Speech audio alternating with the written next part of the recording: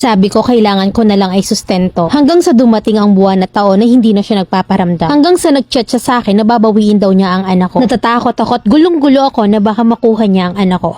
I was 17 years old nang dalhin ako ng ate ko sa Davao para daw makatulong sa kanya sa pagtitinda. Nangako siya sa akin na papaaralin niya ako. Hanggang sa pagdating ko ng Davao ay wala pala itong paninda at hindi pala totoong may tindahan. Dinala lang pala niya ako para pagbantayin ng kanyang anak. Year 2018 ay mag-18 na ako noon. Nakilala ko ang ama ng anak ko na 29 years old at time. Padaan-daan lang siya sa bahay ng ate ko para makita ako. Magkakilala pala sila ng ate ko kaya inalok niya tong magkape sa bahay. Nagulat ako nang sinabi ng ate ko na kung gusto daw ba niya akong mapangasawa. Hindi ko pinansin ng ate ko nang sinabi niya yon sa lalaki dahil wala naman akong pake sa mga jowa-jowa noon. Hanggang sa hindi ko alam na tinawagan na pala ng ate ko ang mga magulang ko na mag-aasawa na raw ako. Pero yun ay hindi ko talaga alam. Makalipas ang 3 buwan ay nagulat na lang ako. Nakarating na ang mga kapatid ko at magulang ko sa bahay ng ate ko. Nung gabi ring yun ay nagtanong ako sa ate ko. Tinanong ko kung bakit pumunta ang mga magulang ko at kapatid namin pero ang sagot niya sa akin ay ikakasal na raw ako. Napaiyak ako kasi hindi ko alam na ikakasal ako. Kinabukasan ay ginising ako ng mama ko para maligo para daw makapag-prepare at ma-makeupan na raw ako. Hindi na talaga ako naka-atras that time dahil naibigay na ng lalaki ang Dory sa aking mga magulang. Hanggang sa naganap na nga ang kasalan. Naiyak ako habang ginaganap yon, hindi sa tears of joy, kundi sa pagtutol sana. Pero hindi na pwede. Nang matapos ang kasalan ay umuwi na agad ang pamilya ko. Sa bahay kami ng ate ko nakitira sa 2nd floor. Wala na talaga akong nagawa kaya pinakisamahan ko na lang. Hanggang sa lumipas ang 5 buwan ay nabuntis ako. Nung simula ay okay naman ang pakikitungo niya sa akin. Pero nung nag 7 months na yung tiyan ko ay doon na siya nagbago. Ang dami na niyang sinasabi na ipinilit lang daw siya sa akin ng pamilya niya. Masakit marinig yon kasi yun din naman yung naranasan ko. Kasi pinakasal lang din naman ako sa lalaking hindi ko rin mahal. Hanggang sa nanganak na ako ng June 13, 2019, isang batang babae. Nung araw na yun, nung manganganak na ako, wala sa tabi ko yung asawa ko. Nasa inuman. Pumunta lang siya para ihatid ang damit ng bata at dali-daling umalis pabalik ng inuman. At nung lalabas na ako ng hospital ay inasikaso ng ate niya yung bill namin. Nung umuwi ako sa bahay ay sobrang iyak ko. Sobrang lasing siya nun at kahit bagong panganak ako ay inaway niya ako. Sa sobrang galit ko, sinabi ko sa kanya na pag nag 7 months yung anak namin, iiwan namin siya. Kinabukasan ay umalis siya ng bahay pero nakapagluto naman. Bumalik din naman siya after 3 days. Inutusan ko siya na maglaba dahil wala nang maisusuot ang bata. Umuo naman siya pero hindi naman niya ginawa. Hanggang sa hindi na ako nakatiis kaya't ako na lang ang naglaba. Nung natapos na akong maglaba ay sumama yung pakiramdam ko. Kaya kinausap ko ulit siya na kung pwede na siya na yung magluto. Hanggang sa nung gabi nga ay nabinat na ako. After 3 weeks ay bumisita yung mama ko sa amin. Biglaan kasi napanaginipan daw niya ako. Nadatnan ako ng mama ko na nakahiga habang kumakain at namamaga ang kabilang suso ko dahil hindi nakasuso ang bata sa akin. Agad na nagdesisyon ang mama ko na kunin ako at pati na rin ang bata para maalagaan ako at mapakain ng maayos. Sa sobrang sakit ang suso ko dahil sa pagkakapaga, sobrang tigas na rin na hindi ko alam kung ano yung lumalabas. Para siyang nana kaya naisipan ng mga magulang ko na ipa-check up ako. Niresitahan ako ng napakaraming gamot pero pamahid lang yung binili sa akin ng asawa ko. Sabi niya pa na hindi naman daw kasi kailangan. Kaya magulang ko pa rin ang gumawa ng paraan. Nakita ko na kinausap ni mama yung asawa ko. Narinig ko na sabi niya kung pwedeng sa bahay na muna daw ako matulog para matulungan din ako sa pagbabantay sa bata. At nung okay na ako ay bumalik din naman agad ako sa asawa ko. Pero makalipas lang ang 2 buwan ay sobrang hirap ang pinaranas niya sa akin. Hindi na to bumibili ng bigas at ang binibili na lamang niya ay gatas at diaper ng bata. Kinumpronta ko siya kung bakit hindi siya nabili ng bigas. Ang sagot niya sa akin ay wala daw akong karapatang kumain dahil wala naman daw akong kinikita. Sobrang nasaktan ako sa sinabi niya kaya napag-isip-isip kong umalis na lang. Pumunta ako sa kuya ko na nagtatrabaho sa construction. Humingi ako ng pamasahe papunta kay mama at agad naman akong binigyan ng 600 pesos. Pag uwi ko sa bahay, ang salubong niya agad sa akin ni bakit hindi pa daw ako naalis. Sabi ko wag siyang mag-alala at aalis talaga ako. Kinuha ko lang ang anak ko at agad din naman akong umalis. Wala akong dala ni kahit ano kundi gatas lang at perang pamasahe pa uwi. Pagdating ko ng North Cotabato, nakitawag ako para makontak ko yung papa ko. Hindi naman nahirapan ng papa ko at nakita agad ako. At pagkadating ko pa lang ng bahay sa may pintuan pa lang namin, nahimatay ako sa sobrang pagod at gutom na inabot ko. Buti na lang ay nasalo ko ng kapatid kong lalaki. Isang linggo ang nakalipas ay tumawag yung asawa ko sa amin. Pilit na pinapauwi ako pero nagmatigas ako. Sabi ko makikipaghiwalay na ako sa kanya at ang kailangan ko na lamang ay sustento. Pero ang sagot niya sa akin ay hindi raw siya magsusustento. Hanggang sa nilagnat yung anak ko at nangailangan ako ng gamutan. Tinawagan ko siya para humingi ng panggamot pero naghulog lang siya ng 1.5 at tipirin ko raw yun ng 1 buwan. Lumipas ang buwan at taon at hindi na siya nagparamdam. Hanggang sa nagchat siya sa akin na babawiin daw niya yung anak ko. Gulong-gulo ako kasi baka mabawi niya yung anak ko. Gusto ko lang sana ng real talk advice kung ano ba yung dapat kong gawin. Kailangan ko bang bigyan siya ng karapatan sa anak ko? Kasi natatakot akong talaga, Mami Len. Letter sender, Karen ng North Cotabato.